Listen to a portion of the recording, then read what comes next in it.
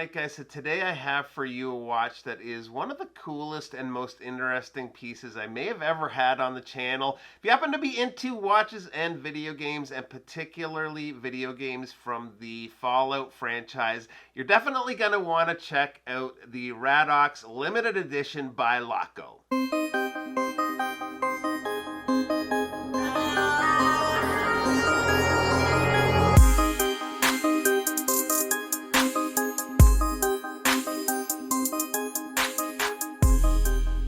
So the RAD-AUX is a really fun and interesting watch to me for a whole bunch of different reasons. One being the people behind the watch. It's actually a collaboration between Laco, ABlogToWatch founder Ariel Adams, and designer Matt Smith Johnson. The idea behind the watch was to create an item, a watch in this case obviously, that made sense logically to have come from the Fallout universe. They've done a very successful job of doing this, and we're going to get into some details on that here in a minute, but let's get the watch in front of the camera.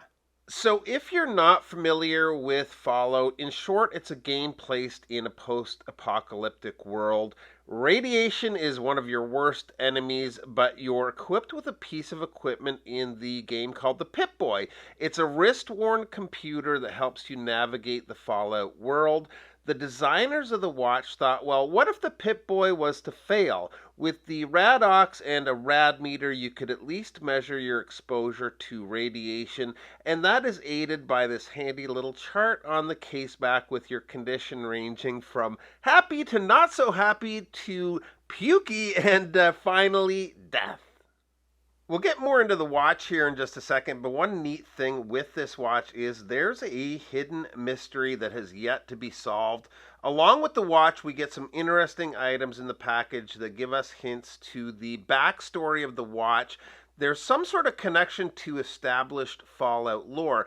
I've played, I think, all the games but the last. It's been a few years, though, and I haven't been able to connect the dots yet. What I'll do, though, is I'll take some close-up shots of everything in the box, and even the box itself, as there's some numbers on the back that might help.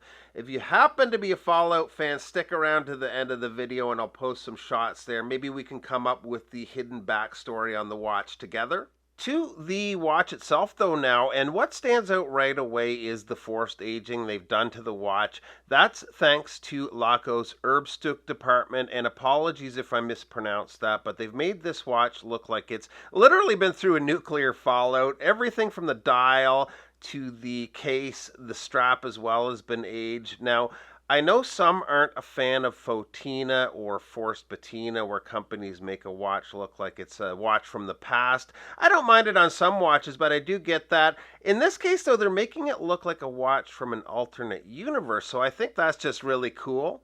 The bund style strap combines leather and canvas. We have the number 43 here, which if your Fallout fan is referring to the vault number this watch would have been issued to.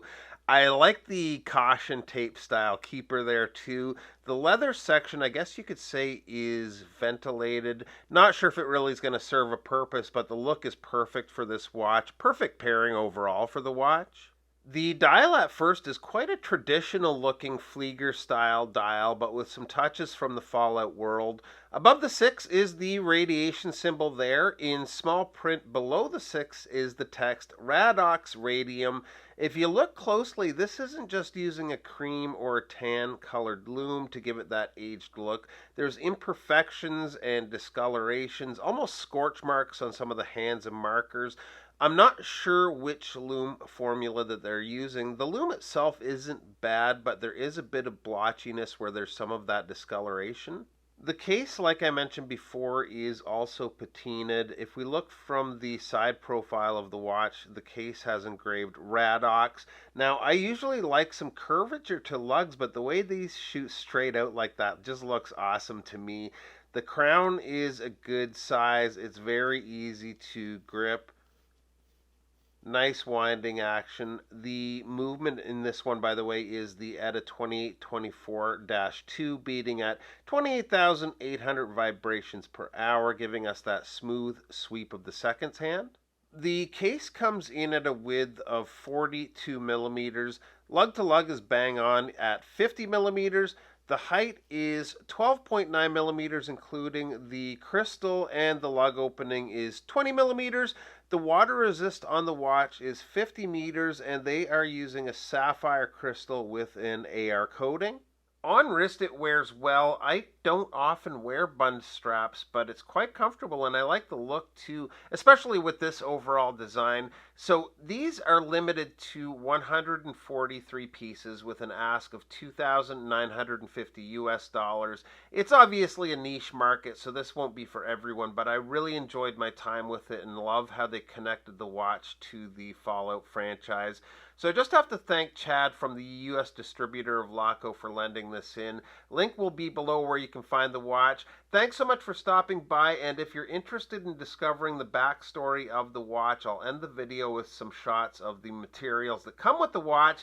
If you can figure it out, I'd love to hear about it in the comments below. Thanks so much for stopping by. Be safe out there, and we'll see you real soon. Bye-bye.